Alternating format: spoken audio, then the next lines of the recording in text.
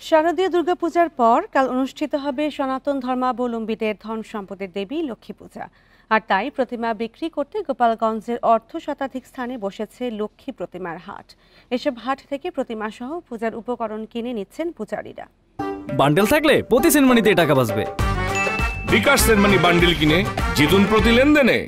লক্ষ্মী পূজা উপলক্ষে বাড়িতে মণ্ডপ তৈরি করে লক্ষ্মী মূর্তি স্থাপনে ব্যস্ত হিন্দু ধর্মাবলম্বীরা। এ উপলক্ষে গোপালগঞ্জের খাটরা, কালীবাড়ি সহ জেলার অর্ধশত জায়গায় বসেছে লক্ষ্মী প্রতিমার হাট। এসব হাটে আকার বেঁধে প্রতিমা বিক্রি হচ্ছে 100 থেকে 2000 টাকায়। শুধু প্রতিমাই নয়, হাটে মিলছে সোলার ফুল, নৌকা, কলাগাছ, পদ্মফুল সহ পূজার বিভিন্ন উপকরণ, যা কিনতে ভিড় করছেন ক্রেতারা। গত বছরের তুলনায় এবছর প্রতিমা সহ আনুষঙ্গিক জিনিসপত্রের দাম বেশি বলছেন তারা।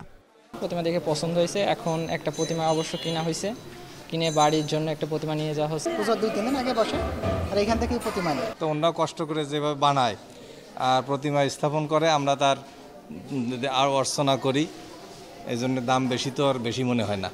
প্রতিমা তৈরির উপকরণ, রং, মাটির দাম বাড়ায় খরচ বেড়েছে। এই কারণে দাম বেশি বলছেন প্রতিমা শিল্পীরা।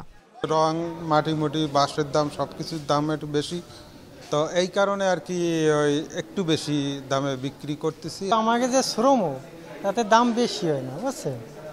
তাই যে খাটাখাটনি, তাতে এবার মাল আমার কম বানাইছি, হেভি পরিশ্রম হয় কাজে। প্রতি বছরের মতো এবছর কোজাগরী পূর্ণিমা তিথিতে লক্ষ্মী দেবীর আরাধনা করবেন হিন্দু ধর্মাবলম্বীরা। ঢাক, টোল আর উলুধ্বনিতে মুখর হয়ে উঠবে প্রতিটি ঘর। Independent news.